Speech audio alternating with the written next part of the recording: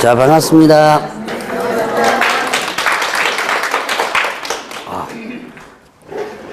요즘 졸업 시즌이라고 많이 출석률이 좀 빠지더라고 보니까. 오늘도 무슨 졸업하나요? 돌아다니다 보니까 뭐 꽃다발 들고 이게 하는 거 있던데. 자, 오늘 근데 어디 할 차례예요? 175페이지. 자, 175페이지. 오늘 이제 행정형벌과 행정질서벌. 이제 벌칙 부분 끝나면 공인중개사 법령 파트가 끝납니다. 법령 파트가 끝나고 나면 제2편 부동산 거래 신고 등에 관한 법률까지 할 거예요. 그래서 이제 진도표대로가 조금 진도표보다는 좀 일정이 좀 빨리 나가고 있죠. 그래서 일단은 좀 실무 쪽에 좀 강화를 좀 시키려고 진도표보다 조금 빨리 나갑니다. 자, 일단 보죠. 오늘 이제 행정형벌과 행정질서벌. 행정형벌. 저번 주에 뭐 배웠어요? 행정처분이라는 거 배웠죠. 행정처분하면 뭐 했었어요? 행정처분하면 취소, 정지. 자, 이제 저번 주에 배웠던 게 행정처분하면 취소, 정지를 배웠을 거예요. 자, 그러면 이제 지금 여러분들이 공부하는 것이 행정형벌입니다. 자, 그러면 이제 행정형벌하면 형벌이죠, 형벌. 자, 형벌하니까 뭐예요? 형벌하면 뭐 생각나요? 뭐 생각나는 거? 예, 징역, 뭐 이런 거 생각나죠? 자, 그 다음에 우리가 이제 형벌하면 뭐부터 들어가냐면 사형부터 들어가요. 사형, 그 다음에 징역, 금고, 그 다음에 또 벌금, 이런 게 모두 다 형벌이에요. 근데 중개사법에서는 지금 뭐가 있냐면 사형 없죠. 예, 아까 지금까지 배우면서 뭐 하면 사형한다 뭐 이런 거 없죠. 예, 지금 사형 없어요. 자, 지금 뭐가 있냐면 징역이 있습니다. 그 다음에 또 하나 뭐 있었어요? 예, 벌금. 그래서 자, 금고형도 없어요. 그래서 중개사법으로만 따진다면 징역, 벌금. 자, 그래서 형벌하면 뭘 여러분들이 기억하라? 징역, 벌금. 자, 다시 한번 행정처분하면 뭐 기억하라 그랬어요? 행정처분하면 취소, 정지 기억하라 그랬죠? 그러면 행정형벌하면 징역, 벌금을 기억하고, 자, 그 다음에 이제 행정질서벌이 있습니다. 행정질서벌. 자, 행정질서벌. 자, 이거는 형벌은 아닌데 질서 위반을 했을 때 벌이에요. 질서 위반했을 때. 자, 그럼 여러분들이 일단 질서 위반했을 때 가장 대표적으로 질서 위반한 게 뭐 있어요? 여러분들이 오면서 예, 신호위반부터 시작해서 무단횡단 이런 거 다 뭐예요? 질서 관련된 부분이죠. 이거는 가벼운 부분입니다. 자, 여기서 형벌보다는 가벼운데요. 자, 이거는 일단 어떠한 질서와 관련된 부분을 위반하게 되면 이때 벌을 내는 거예요. 자, 그래서 이때 이것도 벌이긴 벌이에요. 그런데 여기서 질서벌을 일단 다른 말로 뭐라고 하냐면 과태료라고 하죠. 그래서 여러분들이 신호위반하다 걸렸다, 무단횡단하다 걸렸다, 그럼 어떻게 된다? 과태료를 물게 되죠. 그래서 자, 이제 여기서 여러분들이 또 하나 구분할 것은 벌금과 과태료를 구분해 줘야 돼요. 자, 벌금은 어떻게 한다? 형벌이죠. 그러니까 여러분들이 벌금형을 선고받으면 여러분들이 뭐에 걸려요? 자, 벌금형 선고받으면 뭐에 해당되냐면 전과자에 해당됩니다. 이거 여러분들이 전과 기록에 남아요. 자, 그래서 제가 한번 이런 얘기 했을 거예요, 아마. 그 폭행죄 얘기를 한번 했었죠? 폭행죄. 어디서 폭행죄 얘기를 했어요? 어느 동네에서 폭행죄 얘기를 했나요? 얘기하긴 한 것 같죠? 예. 그게 이제 뭐냐면 반의사불벌죄 얘기할 때 나왔어요. 근데 반의사불벌죄가 중개사법에서 어디 있었어요? 예, 그래도 생각 안 나죠? 하기야 뭐, 제가 묻고 제가 다 대답합니다. 네, 맞아요. 비밀준수 의무죠. 자, 비밀준수 의무 부분에서 보면 반의사불벌죄, 피해자의 명시한 의사에 반하여 벌하지 않는다, 이거 있었죠? 거기서 제가 폭행죄 이해를 했었습니다. 그래서 여러분들이 나중에 혹시나 이웃끼리랑 머리 끄덕이갖고 싸운다 그러면 이제 잡혀가죠? 일단은 파출소 간다 그러면 어떻게 한다? 여러분들이 가능하면 뭐 하라? 합의해라. 합의하지 않고 그냥 끝까지 가겠다, 자존심 내어서 끝까지 가겠다라고 해서 끝까지 가면 경찰에서는 조서 꾸며가지고 어디로 넘기냐면 검찰로 넘겨요. 검찰에서는 뭐 약식 기소라든지 아니면 재판을 열리든지, 자, 재판을 열는 걸 뭐라 그래요? 검찰에서 재판에 열도록 하는 거, 소송을 제기하는 걸 뭐라 그러죠? 기소라 그러죠. 다 공부했던 거예요. 자, 그래서 기소해가지고 일단 법정에서 자, 머리끄댕이 갖고 그 싸운 거 갖고는 교도소까지는 안 보냅니다. 대신 이것도 폭행죄예요. 그래서 벌금형을 대부분 선고하는데, 가벼운 같은 경우는 보통 벌금형 한 50만 원에서 100만 원 정도 나와요. 근데 뭐 내지 뭐 50만 원 나 돈도 많은데, 근데 문제는 50만 원 내는 순간에 뭐가 된다? 여러분들은 네, 폭력전과 일범이 됩니다. 별거, 여러분들 폭력전과 일범 별거 아니에요. 여러분들 주변에 혹시 폭력전과 12번, 13번 뭐 이렇게 되는 사람도 있거든요. 근데 그런 사람들이요, 교도소 한 번도 안 갔다 온 사람도 있어요. 그러니까 아주 사소한 싸움 있죠, 왜? 아주 사소한 싸움에 걸려가지고 계속 벌금 내는 거예요. 이러다 보면. 그래서 교도소 한 번도 안 갔다 오고 폭력전과 뭐 몇 번 이렇게 되는 사람들이 수두룩합니다. 자, 그래서 여러분들이 이거는 하나의 형벌이기 때문에 전과 기록에 남는 거예요. 자, 근데 이 벌금은 누가 선고하는 거예요? 법원에서 선고하는 거죠. 근데 과태료는 이거 뭐다? 이건 누가 부과하는 거죠? 행정관청에서 부과하죠. 그래서 이거와 이거의 개념의 차이점, 여러분이 반드시 여러분 구분을 해놓으시라. 그래서 가끔 시험 문제 벌금을 과태료로 만들어 놓고 과태료를 벌금으로 만들어 놓습니다. 자, 이제 앞으로 이제 그런 문제들 많이 아마 볼 거야 아마. 자, 이제 개념 한번 구분해 봤으니까 이제 형벌부터 보죠. 3년 이하 징역 또는 3천만 원 벌금. 자, 그럼 이제 3년 이하 징역 또는 3천만 원 벌금인데, 요거는 자, 여러분들이 금지행위를 기억하면 두 가지만 더 기억하면 돼요. 자, 3-3 금지행위가 있었어요. 뭐였죠? 3-3 금지행위? 초과수술은 1-1이고요. 예. 그래도 그 정도까지 기억하는 것만 해도 다행이에요, 이게. 자, 증직상도 있었죠. 자, 증서, 중개, 매매업,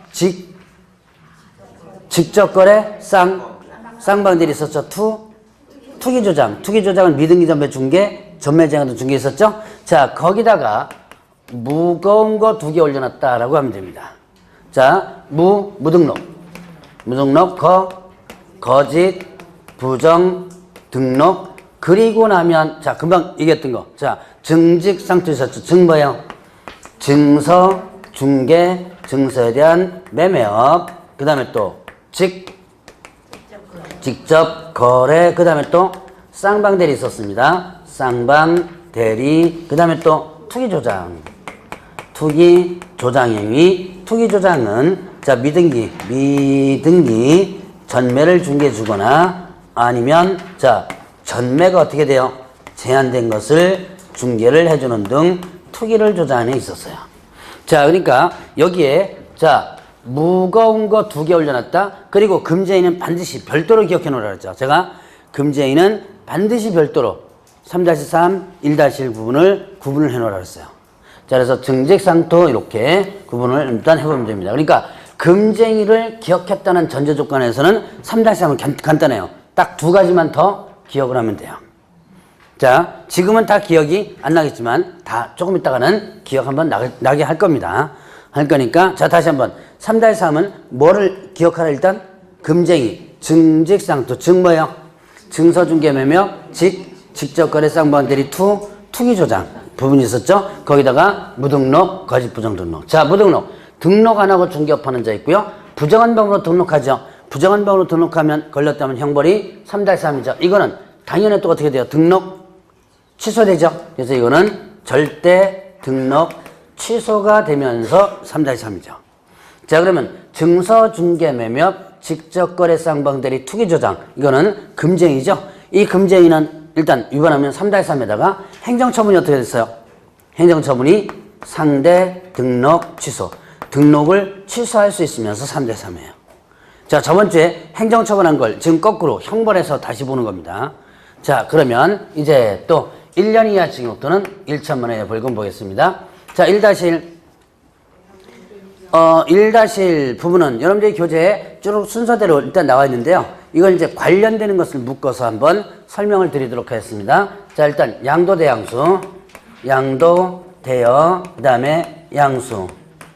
뭐에 대한 양도 대양수냐면 자격증과 그 다음에 또 등록증에 대한 양도 대양수. 그 다음에 아닌 자가, 자, 유사명칭 사용한 경우 있습니다. 이거는, 자, 공인중개사가 아닌 자와, 그 다음에 개업 공인중개사가 아닌 자, 이렇게 됐습니다. 자, 그 다음에 또 이중 등록, 그 다음에 이중 소속 있었고요. 그 다음에 또 이중사무소, 즉 2개 이상 사무소를 설치했거나 이동용이한 임시 중개 시설물을 설치했을 때.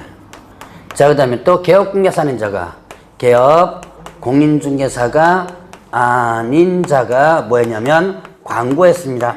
중개대상으로 광고하면 안 된다 그랬어요. 아닌 자가 광고했을 때. 그 다음에 자, 정보공개 위반, 정보공개와 관련해서 위반했을 때.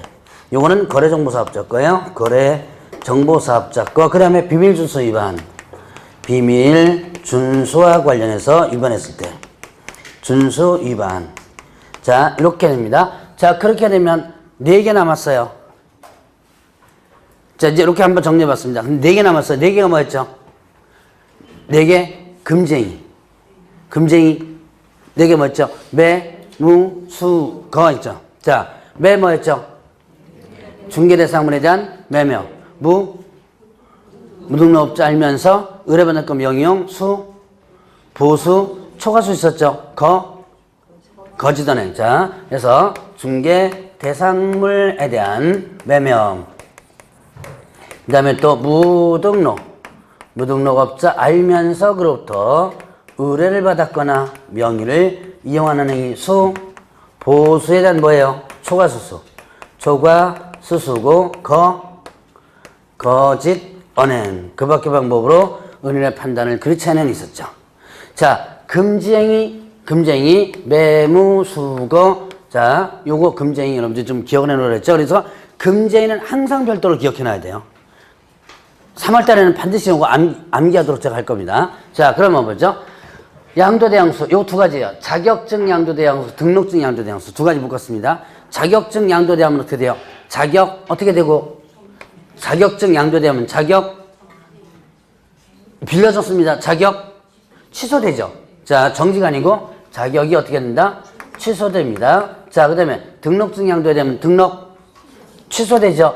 취소되고 형벌 어떻게 한다? 1-1. 자, 양도대하면 일단 머릿속에 취소되고 1-1 여러분들 이렇게 기억하라 그랬죠? 자, 준 자뿐만 아니라 받은 자도 마찬가지 1-1이에요. 그 다음에 자, 아닌 자가 명칭 사용 2가지입니다. 공인중개사가 아닌 자. 공인중개사 아닌 자 누구예요? 공인중개사 아닌 자. 자격 취득하지 않은 자죠. 그럼 자격 취득하지 않은 자가 어떤 명칭, 공인중개사 명칭 사용하면 안 되겠죠? 자, 그 다음에 개업 공인중개사 아닌 자. 개업 공개사 아닌 자 누구예요?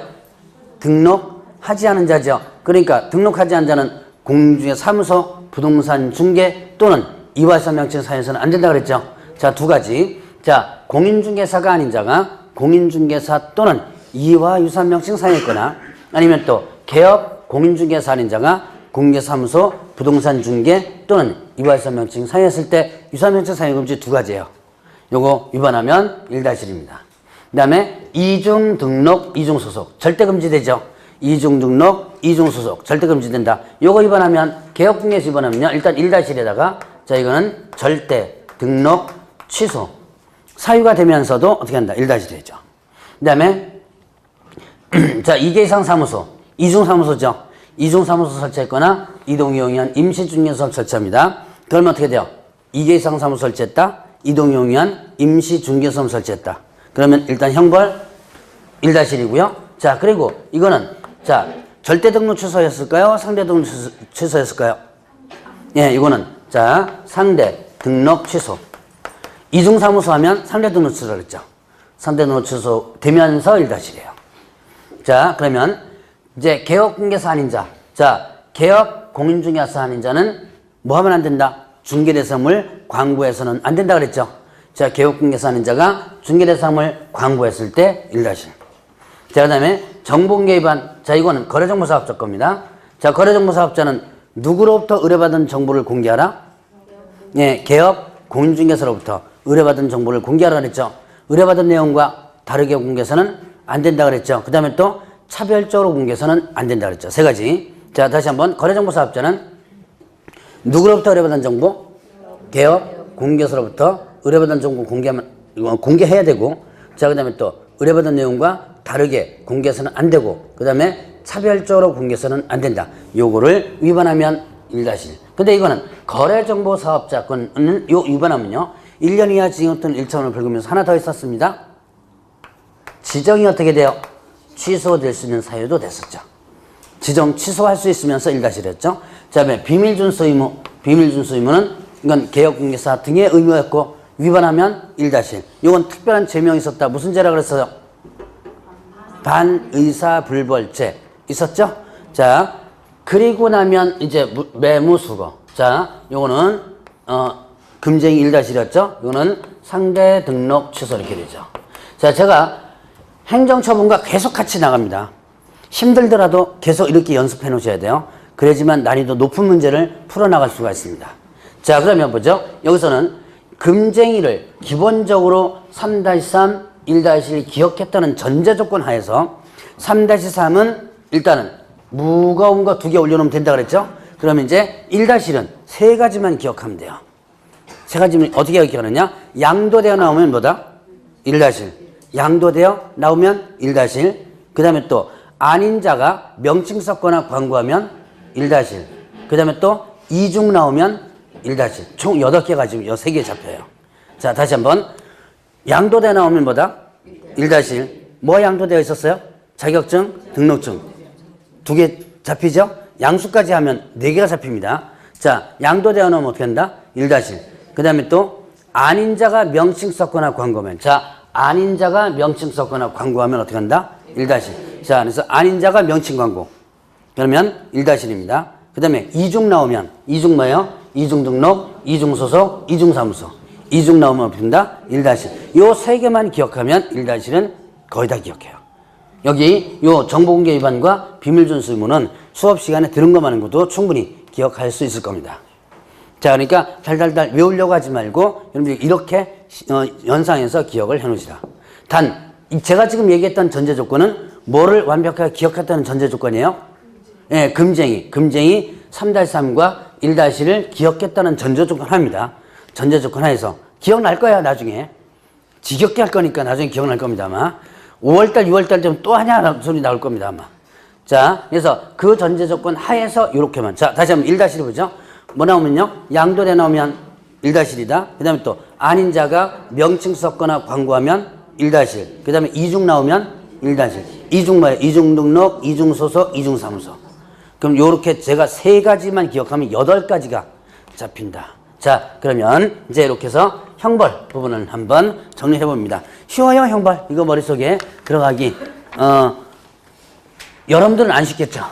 예, 근데 하다 보면 머릿속에 들어갑니다. 자, 그러면 177페이지에 보면 뭐가 나오냐? 양벌 규정 나와요. 자, 양벌 규정 뭐예요? 양벌 규정. 자, 이 3-3, 1-1을 이건 했어요. 고용인 부분에서 3-3, 1-1 이 행위를 누가 했을 때? 고용인이 했을 때 그를 벌하는 외에 누구도 같이 벌한다? 개업, 공중개사도 같이 벌한다 그랬죠. 어떻게 벌한다 그랬어요? 동조에 규정된 뭘 구한다? 벌금형을 구한다. 자, 그러니까 직원 때문에 교도소 간다 안 간다? 안 간다. 뭐만 무는 거예요? 벌금형만 선고받는 건데, 다만 이 양벌 규정이 적용되지 않는 경우가 있었죠. 어떤 경우에? 상당한 주의와 감독을 게을리하지 않았을 때. 제가 상당한 주의와 감독을 게을리하지 않은 방법도 한번 얘기했던 적이 있었죠. 예, 그래서 그 정도까지만 여러분들이 정리 나가면 됩니다. 자, 그러면 이제 행정질서를 보죠. 500만 원 이하의 과태료 부분이 있습니다. 자, 500만 원 이하의 과태료 부분 한번 정리를 해봅니다. 자, 일단은 전체적으로 정리를 하고 그 다음에 또 파트별로 한번 각각 부분별로 한번 정리를 해보죠. 자, 운영규정 위반했을 때, 운영규정에 뭐 했을 때? 위반했을 때. 그 다음에 또 설명과 관련해서 위반했을 때, 그 다음에 또 연수 교육과 관련해서 위반했을 때, 그 다음에 또 지도감독, 지도 감독상 명령에 위반했을 때, 자, 그 다음 이 지도감독 위반은 두 사람 거 한 건을 묶었습니다. 거래정보 정보와 그 다음에 협회 두 가지를 한꺼번에 묶었어요. 자, 그 다음에 또 실적 공시. 실적 공시와 관련해서 위반했을 때, 그 다음에 또 개선 명령. 개선 명령과 관련해서 위반했을 때, 그 다음에 또 임원에 대한 징계 해임 요구에 위반했을 때 이렇게 됩니다. 자, 이거는 두 글자짜리 한번 묶어볼게요. 운영 확인 연수지도, 그 다음에 실적 개선 임원, 이렇게 한번 두 글자로 묶어보겠습니다. 자, 이제 운영 규정 위반. 이건 누구 거죠? 운영 규정과 관련된 게 어디서 나와요? 운영 규정. 거래 정보 사업자죠. 자, 거래 정보 사업자, 운영 규정. 자, 지정 받은 날로부터 자, 제정해가지고 국토교통을 승인받죠. 지정받은 날부터 언제까지? 3개월. 자, 운영 규정은 지정받은 날부터 3월 이내, 지정받은 날부터 3월 이내 제정해서 국장에 승인받는다. 그 다음에 또 변경하고자 할 때도 승인받는다 그랬죠. 그리고 운영 규정 내용에 위반해서 운영하면 안 된다. 뭐 이런 게 있었어요. 자, 그러면 이거는 운영 규정 위반은 자, 500만 원이와 같으면서도 또 하나가 있어요. 이건 저번 주에 배운 건데요. 지정이 어떻게 한다? 예, 취소될 수 있다. 지정 취소 같이 됩니다. 자, 그 다음에 확인 설명 위반. 요거는 개업공개사입니다. 확인 설명 어떻게 하죠? 성실 정확하게 설명하고 근거 자료 제시하라 그랬죠. 성실 정확하게 설명하고 근거 자료 제시하라. 자, 요거 개업공개사 위반하면 500만 원 같으래요. 이거 소속공개사 위반했다면 어떻게 되죠? 네, 자격 정지 이렇게 되죠. 자, 그러면 연수교육 위반. 자, 연수교육 실시권자가 누구였죠? 연수교육의 실시권자는 시도지사죠. 자, 연수교육 실시권자는 시도지사. 자, 누가 연수교육 받죠? 대상이 개업, 공인중개사 및 소속공개사. 개업공개사 받아야 되고 소속공개사 받아야지만 되죠. 이거 언제까지 받아야 돼요? 실무교육을 받은 날로부터 몇 년마다? 예, 2년마다 받아야죠. 안 받았을 때 2년마다 안 받게 되면 그 시기 놓쳐버리면 500만 원 이하의 과태료예요. 이게 개업공개사 안 받으면 개업공개사, 소속공개 안 받으면 소속공개사에게 부과합니다. 자, 그 다음에 지도감독 위반. 거래정보사업자가 지도감독상 명령에 위반하면 500만 원 과태료고요. 그 다음에 협회가 지도감독상 명령에 위반하면 500만 원 과태료. 저번 주에 연결해서 아마 들어봤을 겁니다. 아마. 자, 그 다음에 실적공시 위반. 이거 협회 거죠. 자, 운영실적공시 어떻게 알았어요? 매 회계연도 종료가 되면 몇 월 이내? 운영실적공시 3개월 이내죠. 자, 3개월 이내 이렇게 공시 하라 그랬죠. 일간신문 또는 협회보에 공시하라 그랬습니다. 요거 위반하면 500만 원 과태료예요. 자, 들어는 본 것 같죠? 제가 지금 얘기한 거 들어는 본 것 같아요? 네, 그럼 됐어요. 어차피 지금 다 머릿속에 안 들어갑니다. 자, 그 다음에 자, 개선명령 위반. 개선명령. 자, 이건 누가 국토교통부 장관이 누구에게? 협회, 공제사업에게 개선명령 하지요? 자, 고쳐라. 집예장애 변경명령. 그래서 업무집행방법, 그 다음에 예탁기관, 그 다음에 장부가격 변경하라. 이런 변경명이 있었고요. 그 다음에 불적가손 이렇게 한번 했었죠. 불건전한 자산에 대한 적립금 부여, 가치가 없다고 인정된 자산에 대한 손실 처리 이런 게 있었죠. 자, 이렇게 개선명령과 관련 요런 것을 위반했을 때, 그 다음에 또 임원에 대한 징계. 자, 공제규정 위반한 임원이 있습니다. 그 다음에 또 개선명령 이해하지 않았습니다. 자, 그 다음에 또 재무건전성 기준 지키지 않았습니다. 그런 임원에 대해서 누가요? 국토교통부 장관이 잘라라. 징계나 해임 요구할 수 있다 그랬죠. 그리고 시정명령 할 수 있다 그랬습니다. 요거 위반하면 어떻게 된다? 500만 원 과태료 되는 거예요. 자, 그러면 뭐죠? 이제 이렇게 해서 한꺼번에 연결해서 한번 볼 수도 있고. 자, 이제 파트별로 보겠습니다. 거래정보사업자 거 몇 개 있어요? 거래정보사업자 거 2개 있어요. 거래정보사업자. 자, 뭐가 있었죠? 운영규정 위반, 그 다음에 또 지도감독 위반. 거래정보사업자 거죠? 자, 개업 공인중개사 거 2개 있어요. 연수규 위반, 그 다음에 또 확인설명 위반. 연수규 위반과 확인설명 위반. 요거는 개업 공인중개사입니다. 소속공개사 거 하나 있어요. 예, 연수규 위반. 이건 소속공개사 겁니다. 그리고 나머지 4개가 있는데요. 이게 뭐냐면 협회입니다. 협회. 일단 지도감독 위반, 그 다음에 또 실적공시 위반, 개선명령 위반, 임원에 대한 징계요구 위반 이렇게 됩니다. 자, 파트별로 한번 구분을 해봤습니다. 자, 지금 당장 다 머릿속에 집어넣으려고 하지 말라 그랬죠? 지금은 배웠던 거 한번 생각하고 넘어가면 됩니다. 자, 그러면 이제 100만 원 이하의 과태료가 있어요. 자, 성명 표기 위반이 있었고요. 그 다음에 명칭. 자, 명칭 표시 위반이 있었고, 표시 위반이 있었고, 자, 그 다음에 게시 의무. 게시 의무에 대해서 위반했을 때, 그 다음에 사무소 이전 신고와 관련해서 위반했을 때, 그 다음에 또 휴업, 그 다음에 폐업, 신고와 관련해서 위반했을 때, 그 다음에 보증에 대해서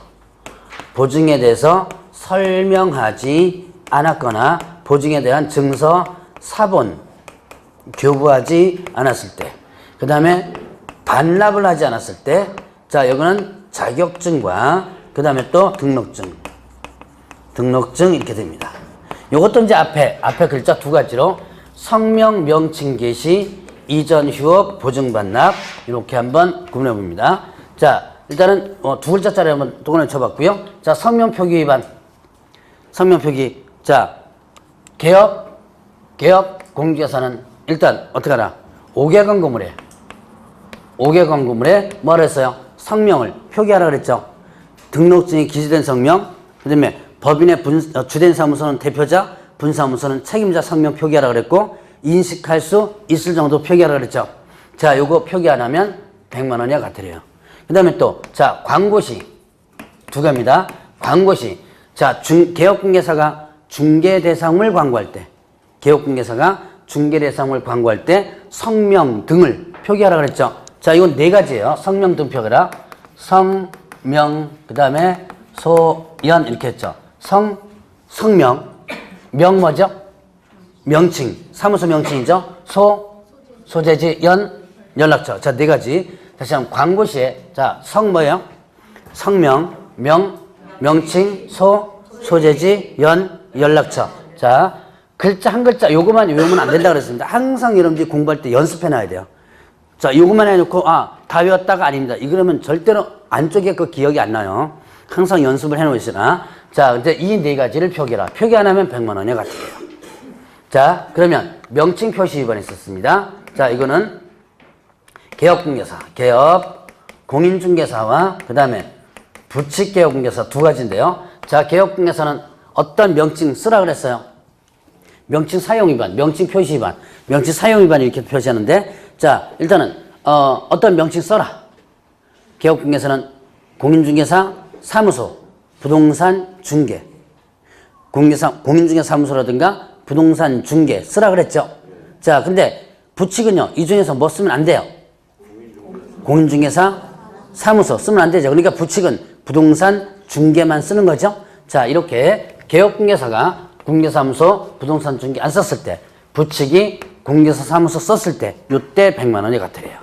자, 게시의무 위반. 사무소에 보기 쉬운 곳에 등자, 수업 4가지 게시하라 그랬죠. 등록증, 원본, 자격증, 원본, 소속공개서까지죠. 자, 그 다음에 또 보수율 편제표와 그 다음에 또 업무부정 설정서류 4가지 게시 걸어두라 안 하면 100만 원 과태료예요. 자, 이전신고 위반. 사무소 이전하면 이전한 날로부터 며칠? 이전한 날로부터 10일 이내 신고하라 그랬죠. 이전 날로부터 10일 이내 신고하라. 요거 신고 안 하면 100만 원 과태료예요. 자, 날짜에 자꾸 매달리지 마세요. 여러분들 자꾸 날짜에 매달리는 분 있습니다. 매달리지 마세요. 그냥 들으세요.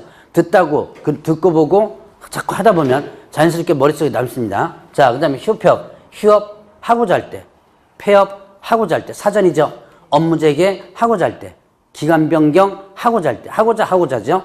요거 위반하면 어떻게 100만 원 과태료죠. 자, 중개가 완성되면 보증에 대해서 설명하라 그랬죠. 사본 교부하라 그랬죠. 자, 누구한테? 거래 당사자 쌍방에게. 요거 위반한다면 어떻게 된다? 100만 원이에요, 과태료예요. 자, 그러면 이제 자격 취소되면 자격증 반납하라. 등록 취소되면 등록증 반납하라. 둘 다 며칠이네? 7일. 7일에 반납하라 그랬죠. 자, 요거 위반한다면 100만 원의 과태료예요. 자, 그래서 요 100만 원 과태료 한번 구분을 해봅니다. 자, 그러면 이제 과태료 부과권자로 보겠습니다. 국토교통부 장관이 부과합니다. 누구가 부과하겠어요? 자, 이걸 외우려고 그러지 말고 관련되는 거 한번 써보세요. 국토교통부 장관과 연관되는 게 뭐 있어요? 예, 네, 거래정보사업자. 거래정보사업자. 누가 지정해줘요? 국장이. 또 연관되는 게 있어요. 그렇죠, 협회. 자, 이건 왜요? 국토교통부 장관이 인간해주죠. 그러니까 연관되는 부분만 여러분들 기억하면 돼요. 자, 그러면 시도지사가 부과징수합니다. 자, 시도지사와 연관되는 게 뭐 있어요? 예, 자격증 반납. 자, 자격증 만약에 자격 취소하면 자격증 반납하라. 어디다가? 교부한 시도지사에 반납하라 그랬죠? 자, 요거 자격증 또 하나. 시도지사와 연관되는 거? 연수교 있죠, 연수교. 연수교 실시권자가 누구예요? 예, 시도지사가 실시권자죠? 자, 이거를, 국장은 거래정보사협회 이렇게 외우려고 하지 마세요. 외우려고 하지 말고, 자, 연관되는 거, 시도지사는 연수교육과 관련되죠? 실시권자니까, 그 다음에 또 자격증 미반납. 자격증 미반납, 이렇게 됩니다. 그리고 나머지는 뭐예요? 등록관청. 이렇게 되죠. 자, 그러니까 이 부가권자도 실제 시험 문제 나오거든요. 근데 이걸 외우려고 그러지 말고 일단 연상을 일단 해보시면 됩니다. 연관만 되면 돼요. 자, 이러면 이제 행정지서벌 부분을 마칩니다. 그러면 자, 이제 여러분들 184페이지로 넘어가요. 184페이지 이제 드디어 부동산 거래 신고 등에 관한 법률, 작년에 5문제 나왔던 부동산 거래 신고 등에 관한 법률을 봅니다. 자, 이거는요 공법적인 개념이에요. 그래서 여러분들이 공법 배우는 기분일 겁니다. 이건 공법에 있는 내용과 비슷해요. 공법을 배우는 기분이기 때문에 여러분들이 좀 까다로울 수가 있는데, 이것도 여러분들이 일단은 기본 틀을 중심으로 해서 조금씩 연습을 해나가면 돼요. 자, 일단 184페이지 보죠. 자, 부동산 거래 신고 등에 관한 법률에 보니까 제정 목적 나오죠. 제정 목적. 자, 크게 3가지로 구분합니다. 부동산 거래 등의 신고 및 허가에 관한 사항을 정하여. 밑줄 한번 쳐보세요. 부동산 거래 등의 신고 및 허가에 관한 사항을 정하여, 그 다음에 또 건전하고 투명한 부동산 거래 시설 확립하고, 그 다음에 또 국민경제 이바지함을 목적으로 한다. 크게 어떻게 돼요? 3가지로 구분되죠. 자, 이제 이렇게 3가지로 구분되는 이유는 다음에 3월 달에 이제 문장 변화 같은 거 이제 연습할 때 또 써먹을 겁니다. 자, 그러면 정의를 보겠습니다. 자, 부동산은 뭘 부동산이라고 그래요? 부동산이란 뭐를요? 예. 자, 토지 또는 뭐예요? 건축물. 자, 토지 또는 건축물을 부동산이라고 한다. 이 법에서 용어정입니다. 그러니까 여기에는 임목, 광업재단 이런 거 안 들어가죠? 토지 또는 건축물. 그 다음에 또 부동산 등 하면 뭐 한다? 토지 또는 건축물에다가 뭐까지 포함하는 거예요? 예, 뭐까지 포함한다? 부동산을 취득할 수 있는 권리까지 포함되죠. 자, 그럼 부동산을 취득할 수 있는 권리가 뭐냐? 분양권과 입주권이에요. 자, 분양권 하면 주택, 상가, 뭐 택지 분양권, 공장 분양권 다 들어갑니다. 자, 분양권, 그 다음에 입주권. 입주권은 도정법상의 입주권 이런 것들이에요. 자, 다시 한번. 그 부동산을 취득할 수 있는 권리는 뭐와 뭐? 분양권과 입주권. 자, 그러면 이제 거래 당사자 누굴 얘기한다? 매도인과 매수인. 매도인과 매수인. 자, 임차인과 임대인이 아니에요. 여기서는 매매만 해당됩니다. 그래서 이 거래 당사자는 누굴 얘기한다? 매도인과 매수인. 외국인 등을 어떻게 돼요? 포함한다 그랬죠. 자, 그 다음에 그럼 여기서 외국인 등이란 뭐다? 외국인 등이란, 자, 크게 3가지를 기억하라 그랬어요. 외국인 등 하면 대한민국 국적을 취득하지 않은 개인. 외국인이죠? 자, 그러면 또 외국 법률에 따라 설립된 법인 또는 외국 회사들이죠. 자, 그리고 얼마 이상 기억하라 그랬죠? 2분의 1 이상. 사원, 구성원, 임원 의결권의 2분의 1 이상. 그 다음에 자본금의 2분의 1 이상이 누가 있을 때? 외국인일 때. 이때 외국인 등에 해당된다 그랬죠. 이거는 뭐냐면 자, 우리나라 기업이었는데요. 우리나라 기업이었는데 외국 기업으로 넘어가는 과정이 있는 거예요. 그러니까 합작 회사도 있을 수 있고요. 애초부터 합작 회사도 있을 수 있고 원래는 우리나라 기업이었는데 반 이상이 외국 기업으로 넘어가는 경우 있죠. 자, 그런 경우를 얘기한다라고 볼 수 있습니다. 자, 그래서 2분의 이상이 외국인일 때는 외국인 등에 해당된다. 그 외에도 뭐 외국 정부라든가 정부 간, 준정부 간 기구들 다 외국인 등에 해당돼요. 일단 자, 외국인 등 하면 일단 뭘 기억하라 그랬죠? 외국인 등 하면 다시 한번 크게 세 가지. 대한민국 국적을 취득하지 않은 개인. 그 다음에 또 두 번째는요. 외국 법령에 따라 설립된 법인 또는 단체. 그 다음에 세 번째는요. 얼마 이상의 외국인? 2분의 이상. 사원, 구성원, 임원, 의결권의 2분의 이상. 자본금의 2분의 이상이 외국인일 때 외국인 등에 해당된다. 자, 그러면 이제 186페이지 보니까 부동산 거래 신고가 나와요. 자, 부동산 거래 신고, 이걸 일명 뭐라 그랬어요? 실거래가 신고제도다라고 했습니다. 자, 실거래가 신고. 자, 그러면 이건 뭐냐? 자, 부동산 매매 거래를 하면 실거래가로 어떻게 하라? 신고를 하라라고 했던 부분이 바로 일단은 이 부동산 거래 신고죠. 이거는 2006년도부터 시행됐으니까 지금 약 12년 정도 됐습니다. 근데 이제 거의 정착이 되고 있어요. 근데 이제 아직까지 토지나 상가 부분에서는 조금 문제가 좀 있긴 있는데 어쨌든 지금 현재는 거의 다 주택 같은 경우는 95%가 일단 실거래가 신고를 좀 하고 있어요. 자, 그러면 일단은 부동산 거래 신고 부분에서 보면 부동산 거래 신고 대상. 자, 부동산 거래 신고. 이 부동산 거래 신고 부분이 일단 시험 문제 작년에 세 문제 나왔어요. 왜 세 문제 나왔냐? 이게 여러분들이 상당히 중요합니다. 왜 그러냐면 여러분들이 개업하면 어떻게 돼요? 바로 이걸 써먹어야 돼요. 그렇기 때문에 작년에 세 문제 나왔고요. 평균 두 문제가 나옵니다. 작년엔 빈도수가 한 문제 더 나왔었는데요. 평균적으로 두 문제 정도 나온다라고 보시면 돼요.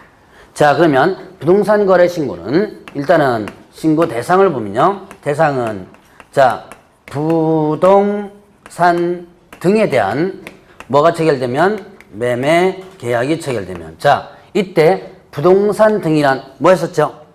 금방 아까 용어장에서 봤죠? 부동산 등 하면 토지 또는 건축물에다가 뭐까지를? 예, 부동산을 취득할 수 있는 권리. 자, 거기다 뭐 매매 계약이 체결되면 여기는 공급 계약까지가 들어갑니다. 자, 공급 계약이면 뭐냐면 최초 분양 계약이에요. 공급 계약은 뭘 얘기한다? 최초 분양 계약. 근데 여러분들 중개 쪽과는 친하지 않아요. 이제 분양 계약 체결하는 것은 이거 소개시켜주거나 그런 게 성격이 아니죠.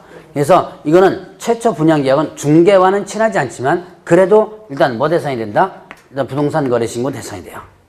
자, 그러면 이제 여기 부동산 등에 대한 부분. 여러분들 교재를 잠깐 보겠습니다. 거기 보니까 자, 각종의 법률들이 나오죠. 자, 일단 부동산 거래 신고 대상하면 부동산의 매매 계약과 그다음에 또 자, 다음 법률에 따른 부동산 공급 계약. 이거 최초 분양 계약이라고 그랬죠. 주택법부터 시작해서 도시 및 중앙경제법, 그다음에 건축물 분야에 관한 법률, 건축물 분야에 관한 법률이 상가 분양과 관련된 부분이에요. 택지개발청지법, 이거 택지 분양하는 것이고요. 자, 도시개발법, 이건 뭐 공법에서 여러분들이 배우고, 자, 그 밑에 공공도시특별법이 있고, 그다음에 산업입지 및 개발에 관한 법률이 있습니다. 산업입지 및 개발에 관한 법률에서는 공장 용지 분양이 있어요. 그러니까 부동산과 관련된 분야이면 어떻게 돼요? 다 들어가죠.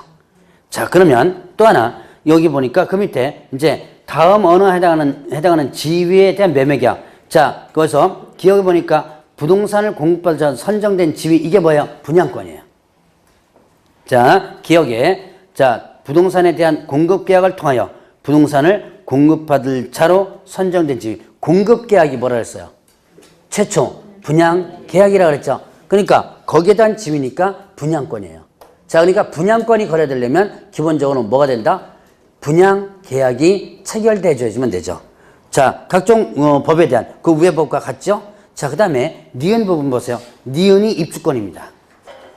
자, 도시 및 중앙기관 정비법에 따른 관리처분계 인가 및 빈지 및 소규모 주택 정비에 관한 특례법에 따른 사업 시행계획 인가를 취득한 입주로 선정된 집 이게 입주권이에요. 자, 여러분들 도시 및 중앙기관 정비법 지금 들어갔나요? 도정법, 공법 아직 안 들어갔나요? 자, 여러분들 이제 그 도시 및 중앙기관 정비법에 재개발 재개발, 재건축과 관련된 부분인데, 자, 여기에 일단은, 내가 재개발 지역에 이 주택을 갖고 있는데, 이걸 헐고, 뭐를요? 아파트를 이렇게 짓죠? 근데 내가 이 주택을 가지고 여기에 들어갈 수 있는 권리. 이게 바로 뭐냐면 입주권입니다. 자, 그 다음에 또 빈집 및 소규모 주택 및 정비에 관한 특례법인데요. 자, 여기에서도 여러분들 이런 법이 있는데 이게 뭐냐면 빈집 관리하는 법이에요. 이게 빈집이 너무 많으면 빈집이 만약에 많을 때는 이때는 여기가 뭐가 우려가 있어요. 범죄 우려도 많고 그렇죠. 그래서 국가에서 이 빈집을 매입하거나 아니면 임대해가지고 다시 재활용을 하게 됩니다. 자, 이제 그와 관련된 법이 요 법입니다. 어쨌든 두 가지 해가지고 거기에 또는 입주할 수 있는 권리, 요게 바로 입주권이다 라고 볼 수가 있습니다. 자, 그래서 그 권리를 염두에 좀 기억을 해 놓으시고요. 자, 일단 공급계약까지 들어가고, 자, 일단 부동산 거래 신고 대상은 부동산 등에 대한 매매 계약입니다. 그러면 매매가 아닌 뭐예요? 교환이나 임대차는 해당 안 된다. 자, 그러면 계약, 자, 시기는요. 부동산 거래 시기는 계약 체결 일로부터 며칠 이내? 60일 이내 부동산 거래 신고를 해줘야 되는데요. 어디다가 한다? 장소는 어디다? 장소는 부동산 소재지. 자, 부동산 소재지 어디에요? 시군, 군구. 자, 부동산 소재 신고를 일명 뭐라 하냐면 신고하는 관청이죠. 그래서 신고관청이라고 그래요. 자, 그래서 요게 부동산 거래 신고의 기본입니다. 자, 다시 한번. 부동산 등에 대한 뭐가 체결되면 매매, 계약. 여기까지 뭐도 있다? 공급 계약도 있죠. 자, 계약이 체결되면 언제부터? 계약 체결부터 며칠 이내? 60일 이내. 어디다가? 부동산 소재 신고. 이거를 네 자루지를 뭐라 한다? 신고관청. 자, 그러면 요거 위반하면 어떻게 될까요? 자, 60일 이내 신고 안 합니다. 그러면 이때는요 500만 원 이하의 과태료예요. 자, 다시 한번 며칠 이내 신고하라 그랬어요? 예, 60일 이내 신고하라 그랬죠? 신고 안 하면 500만 원 과태료고, 그 다음에 거짓 신고하면요, 거짓 신고하면 이때는 취득가액의 100분의 5 이하의 과태료 이렇게 됩니다. 취득가액의 100분의 5 이하의 과태료 이렇게 돼요. 자, 이제 이렇게 한번 구분을 해봅니다. 자, 일단 위반 시까지도 일단 같이 한번 묶어서 봅니다. 자, 60일 이내 신고 안 하면 어떻게 되고요? 60일 이내 신고 안 하면 500만 원 과태료고, 거짓 신고하면 어떻게 된다? 취득가액의 100분의 5 이하 과태료. 그러니까 이렇게 실거래가로 신고하라는 얘기예요. 실제로 거래된 가격 있죠? 자, 부동산 매매하면 실제로 거래된 가격 신고하라. 자, 이건 왜 만들어 놨다 그랬어요? 자, 옛날에는 부동산 매매하면 다운계약서를 다 쓰죠. 다운계약서 써버리면 세금이 어떻게 돼요? 탄로됩니다. 그걸 막기 위해서 실거래가로 신고하라라는 의무를 부여하게 된 거예요.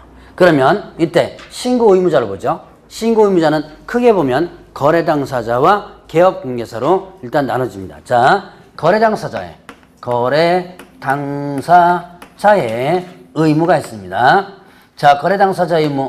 자, 거래 당사자는 누구에 의하지 않고 개업 공인중개사에 의하지 않고 거래가 됐을 때. 자, 그러면 누구 끼지 않은 거예요, 지금? 개업 공인중개사가 끼지 않았죠. 개업 공개사가 끼지 않고 자기네들끼리 거래합니다. 그러면 거래 당사자가 신고 의무가 있어요. 자, 그럼 여기서 보면 거래 당사자 의무니까 아까 거래 당사자는 누구였었어요? 매수인과 매도인. 그러니까 거래 당사자 의무니까 둘 다에 어떻게 돼요? 의무를 부여하는 거예요. 매수인과 매도인 둘 다에게 의무를 부여하는 건데, 단 예외가 있습니다. 여러분들 교재에도 있지만 거래 당사자 일방이 국가 등일 경우. 자, 거래 당사자 일방이 국가 등이라면 둘 다의 의무를 부여하지 않고 누구에게 의무를 부여하냐면 국가 등에게 의무를 부여했습니다. 자, 다시 한번. 거래 당사자 일방이 누구라면?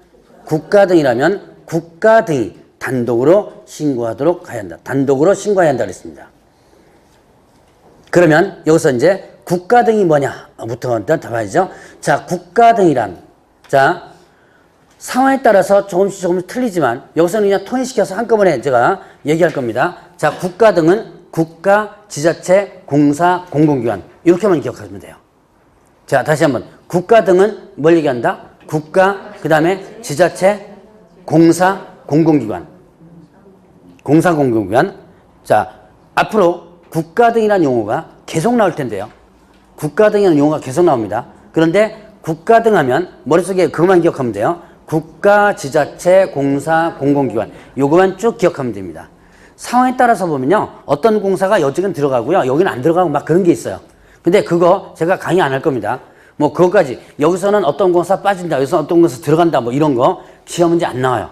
그러니까 그냥 통째로 한꺼번에 묶어가지고 그냥 국가 등으로 표시할 거니까 자 그렇게 여러분들이 좀 이해를 해주시고 자 다시 한번 거래 당사자 일방이 국가 등이라면 이때 국가 등이 어떻게 한다? 단독으로 신고해야 한다. 왜 국가 등에게 의무를 부여했을까요? 자, 국가 등이라면 거짓말 해야 하네요? 네, 안 하죠. 그냥 골치 아프니까 국가 등에게 의무를 부여한 거예요. 어차피 거짓말 안 할 거니까. 자, 그 다음에 또 이제, 그건 이제 예외니까, 이제 기본적으로 한번 설명드리고 넘어가고요. 자, 이제 거래 당사자의 의무로서 이제, 국가 등 외외적으로 일반적인 거래 당사를 보죠. 거래 당사자니까 양쪽 모두 의무죠. 그래서 공동으로 서명 또는 날인합니다. 날인해가지고 그 다음에 일방이 어떻게 한다? 제출한다. 자 공동으로 서명 또는 날인합니다. 서명 또는 날인해서 제출은 일방이 한다. 자 거래 당사자 의무니까 양쪽 다 의무죠. 그러니까 서명 날인은 둘 다 같이 하는 거예요. 근데 제출은 어떻게 돼요? 자 부동산 거래 신고서를 작성해가지고 제출하는데 제출은 둘이 손잡고 갈 필요가 없죠. 그래서 둘 중에 하나만 가서 제출하면 되는 거예요. 자, 그러면 이때 이제 단독으로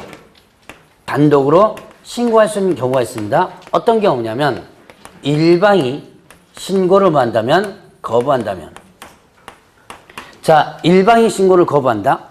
이건 뭐냐면 한 사람은 내려서 신고하자. 다운해서 신고하자. 한 사람은 그냥 신고하자. 그러다 보면 서로 싸울 수도 있죠. 그러니까 한 사람이 서명 날인을 안 하고 그냥 가버린 거예요. 신고는 하긴 해야 되겠죠. 그래서 상대방이 혼자서 신고할 수 있다는 거예요. 자, 이때 단독 신고할 때는 상대방은 사유서와 그 다음에 계약서 사본을 첨부하는데 자, 이때 신고관청에서는 단독 신고 사유가 되는지를 확인해 줘야 돼요. 그리고 만약에 그 신고 거부한 사실이 있다면 얘는 500만 원 이하의 과태료 처분을 받습니다. 자, 그래서 신고 거부하면 어떻게 된다? 거부한 자 500만 원의 과태료. 자, 그러면 이제 또 신고를 뭐 할 수 있다? 대행할 수 있습니다. 대행이 뭐예요? 대신하는 거죠. 그러니까 신고를 위임해가지고 하는 거죠. 위임받은 사람이. 그러니까 대행하는 자는 뭘 해야 돼요? 위임장 들어가야 돼요. 자, 위임장과 그 다음에 또 신분증명서, 위임한 거래 당사자의 신분증명서 사본을 첨부를 합니다. 위임장에다가 위임한 거래 당사자의 신분증명서 사본을 첨부해서 신고 대행할 수 있다. 근데 이거 대행은요, 주로 이제 누가 많이 하냐면 거래 당사자의 의무, 자기네들끼리 거래했죠? 대부분 법무사가 많이 해요. 그러니까 자기네들끼리 계약 체결해 놓고 어디다가 많이 등기를 맡겨요. 법무사한테 맡기면서 신고를 좀 해달라라고 합니다. 그럼 법무사가 이제 서비스 차원에서 해줘요. 자, 세무사가 하는 경우도 있어요. 큰 건 같은 경우는 세무 처리 때문에 세무사에다 맡기는데 그때 세무사가 하는 경우도 있습니다. 자, 그러면 이때 이제 이렇게 신고를 대행할 수도 있고요. 자, 또 전자문서로 할 수 있습니다. 자, 전자문서가 뭐예요? 전자문서. 인터넷으로 들어가서 사이트가 있어요. 부동산 거래 신고 사이트가 있습니다. 그 사이트에 들어가서 직접 가지 않고 접속해서 하는 거죠. 자, 전자문서를 할 수 있는데 여기에 단독 신고 이거 전자문서로 못 합니다. 대행하는 자 전자문서로 못 해요. 이거는 단독 신고나 대행하는 자는 전자문서로 할 수 없고 직접 방문해서 해줘야지만 됩니다. 왜 얘네들은 전자문서로 못할까요? 인증이 안 되나요? 인정할 수도 있죠. 근데 뭘 들고 가야 돼요. 자, 단독 신고는 뭐 들고 가야 돼요? 사유서. 예, 계약서 사본 들고 가야죠. 자, 그 다음에 대행하는 자는요, 위임장, 신분증 사본 들고 가야죠. 그래서 전자문서 못하도록 하고 있고, 가서 직접 와서 하라라고 합니다. 자, 요까지가 부동산 거래신고 부분에서 거래 당사자의 의무예요. 제가 아까 요 칠판에 쓰지 않았지만 다시 한번 얘기합니다. 이 거래 당사자 중 일반이 국가 등이라면 국가 등이 단독으로 신고하는 예외 규정이 있다 그랬죠? 자, 그러면 이제 개업공개사 의무가 있어요. 자, 개업 공인중개사의 의무. 자, 개업공개사는 어떤 경우에 있냐? 개업 공인중개사에서 자, 개업 공인중개사 뭐 한다면 중개거래를 한다면. 자, 개업 공인중개사가 중개거래 한다면 이거 어떻게 된 거예요? 거래 당사자끼리 한 게 아니라 개업 공개사가 중개 준 거죠. 그러면 거래 당사자는 의무가 완전히 없어져요. 이것 때문에 이제 2000년도 중반에 이것 때문에 이제 난리를 쳤어요. 개업공개사 왜 우리만 갖고 그래? 이제 그때는 나온 거예요. 그래서 개업공개사에 왜 전적으로 책임 물으냐? 너무 심하지 않느냐? 그래서 대모돈 좀 하고 그랬었어요. 이거 우리 못 받겠다 그래가지고. 근데 못 받겠다 그래서 안 받으면 힘이 있어요? 받아야지. 그래서 이제 그때 이제 떡을 하나 줬어요. 그래서 하도 이제 소위 말해 속도 말해 지랄을 하니까 그냥 떡을 하나 줬습니다. 그 떡이 뭐냐면 경매예요. 그 이전까지 법인에 대해서만 일부 경매를 좀 할 수 있었는데 그거를 공인중개사인 개업공개사까지 확장시켜 놓은 겁니다. 내가 이제 이거 해준 대신에 내가 경매 좀 줄게 그런 거예요. 그래서 떡 하나 준 게 이제 경매 떡 하나 얻어먹고 이거 했습니다. 이거. 자, 이제 완전하게 어떻게 된다? 개업공개사 거래 당사자는 의무가 없고 누구한테만 개업 공인중개사 의무가 생겨요. 자, 그래서 일단 개업 공인중개사가 신고서에 서명 또는 날인합니다. 날인해서 제출을 하게 돼요. 자, 일단은 제출을 하는데 문제는 일단 개업공개사가 공동중개합니다. 공동으로 중개한다면 자, 공동중개예요. 그러면 어떻게 된다? 이때는 공동으로 신고를 해줘야지만 돼요. 자, 공동중개하면 어떻게 한다? 공동으로 신고한다. 자, 제가 지금 부동산 거래 신고는요 거의 꼼꼼하게 체크를 합니다. 3월 달에도 똑같은 꼼꼼하게 한번 체크할 거예요. 이거는 시험 문제 아주 세세한 부분까지도 나와요. 그 때문에 여러분들이 철저하게 좀 체크를 좀 해놓으면서 넘어가시면 됩니다. 자, 이거 공동중개를 하면 공동신고 의무가 있거든요. 이게 만약에 공동중개는데도 한 사람만 신고했다. 그러면 신고 안 한 자는 500만 원 이하의 과태료입니다. 자, 그러면 이제 이렇게 공동중개 의무가 있고요. 그 다음에 이제 신고를 대행할 수 있습니다. 신고 대행은 누가 한다? 소속 공인중개사가 하게 됩니다. 자, 신고 대행은 누가 한다? 소속 공인중개사. 소속 공개사가 신고를 대행할 수 있는데요. 그런데 자, 여기는 직원이 하나 더 있죠. 개업공개사 직원. 중개보조원 있죠. 중개보조원은 대행할 수 없어요. 누구만 대행할 수 있다? 소속 공인중개사만이 대행할 수 있다.